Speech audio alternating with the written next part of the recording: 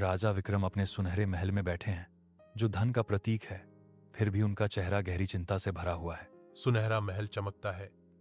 धूप राज्य को सोने के समुद्र में बदल देती है।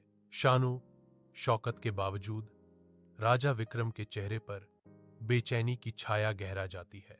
उसका दिल शांति नहीं जानता। सुनहरे प्रकाश से नहाए राज्य के विपरीत भव्य महल के कक्ष में रानी तारा राजा विक्रम के पास आती है। उसका चेहरा गर्मजोशी और दयालुता से चमक रहा है।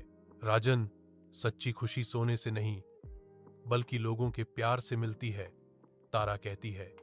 उसकी आवाज कोमल लेकिन दृढ़ है। राजा विक्रम सुनते हैं।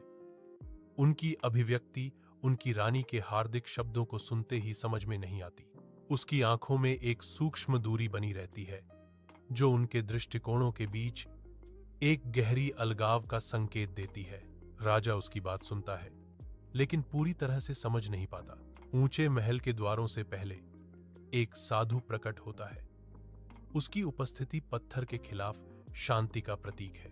उनकी आंखें प्राचीन ज्ञान के गहरे कुंड, राजन के क्षेत्र की समृद्धि और शक्ति को दर्शाती हैं। वह अपनी आवाज उठाता है।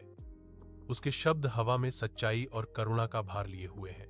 राजन, यदि तुम सच्ची खुशी प्राप्त करना चाहते हो, साधु घोषणा करता है। उसकी निगाह अडिग है। वह गरीबों के बीच अपना कुछ सोना बांट दो। वह आग्रह करता है। उसके शब्द एक गहन चुनौती के साथ गूंजते हैं। हलचल भरे राज्य बाजार में राजा विक्रम अपने महल के खजाने बेचते हैं, जो उनकी प्रजा के लिए एक बलिदान है। सोना गरीबों के हाथों में जाता है।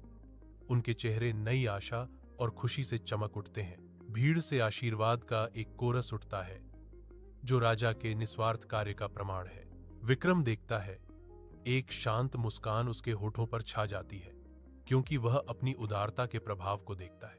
पहली बार राजा विक्रम पर शांति की गहरी भावना छा जाती है, जो किसी भी ताज से बड़ा इनाम है। राजा विक्रम अपने सुनहरे महल में खड़े हैं।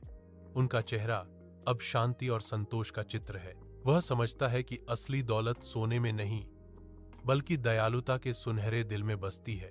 खुशी का एक युग शुरू होता है, जो राज्य पर एक गर्म चमक डालता है।